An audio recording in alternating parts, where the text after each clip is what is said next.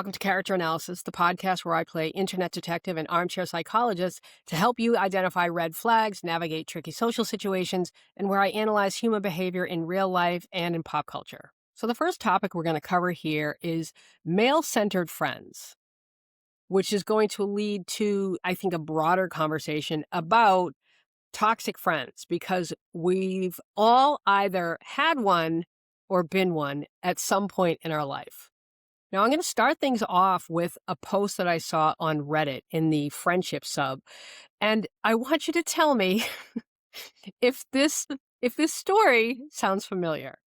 How do I deal with a male-centered friend? I have this very close friend for 6 years now, and it's been a constant battle within me to decide if I want to keep her in my life or not anymore. For some background information, she used to date a friend of mine, let's call him Paul, and then she cheated on him with another guy they both used to work with, we'll call him Dan. They broke up and she started dating Dan. Ever since that happened, she would stop seeing Dan and come back to Paul and then back to Dan. This was happening for a year. She had a very problematic and toxic relationship with Dan, whereas Paul was always extremely nice to her and would take her back. Ever since September, she's back with Dan again, and she has finally stopped talking or thinking about Paul. The issue is that since September, she started being the toxic one. We're talking screaming, fighting, etc. After some time, she realized that this isn't working anymore. They can't seem to find a way to communicate in a healthy manner, so she broke things off. This was in January. Since then, they have reconnected and broken up approximately 5 times. It's April. My issue in all of this is that me and our friends have spent endless hours consoling her, discussing about his or her behavior, telling her where she was wrong, always ending up in the same outcome. You guys should not be together.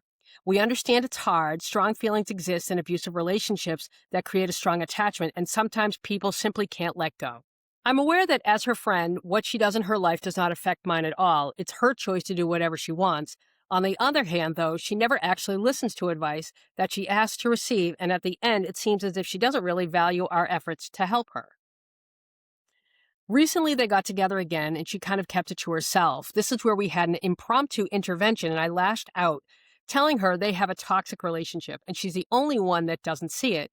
She explicitly told us that she doesn't want to talk about him anymore to us, knowing that we don't approve of her choices, and she doesn't want our opinion to influence her decisions. I told her that this will only make her distance herself from us, and said she was okay with it because she thinks that we have some responsibility in this friendship, and constantly disagreeing and judging what she does is not okay. For all the years that I've known her, she's preaching how friends are everything to her and not having friends is her worst fear. However, I'm slowly realizing this is not really true. She's more male-centered than friend-centered. I'm really confused about what to do right now.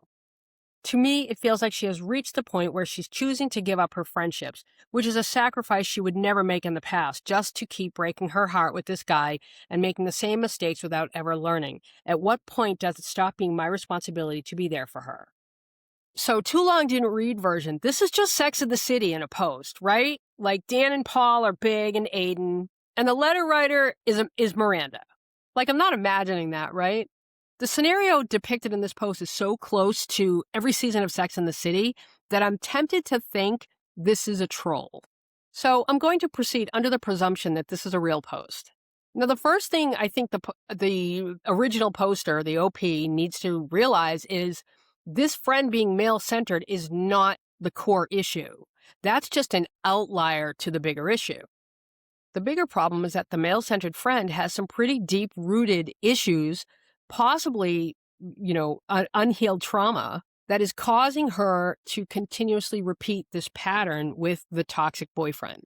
This isn't as simple as she's just male-centered. This has more to do with the male-centered friend feeling as though her relationship with the toxic person is, I won't say normal, but it's her normal, right? She's drawn to a situation that she's familiar with. That's what our brains do. Our brains gravitate towards scenarios that they know, that they're familiar with, because they're safe. So the male-centered friend knows how to navigate this toxic relationship. That's what feels safe to her. And that sounds very counterintuitive, but that's what's going on, most likely. Obviously, I'm not diagnosing her. I'm not a therapist. Here's what's interesting, though. So male-centered friend is just engaging continuously in codependent relationships. But the OP should take a look at their behavior and their friendship with the male-centered friend. Because the OP might want to consider or might want to look into the possibility that they're codependent. Having an intervention, that's not going to have the desired outcome here, because I think we all know this. We don't know until we know. And that typically takes having to hit rock bottom.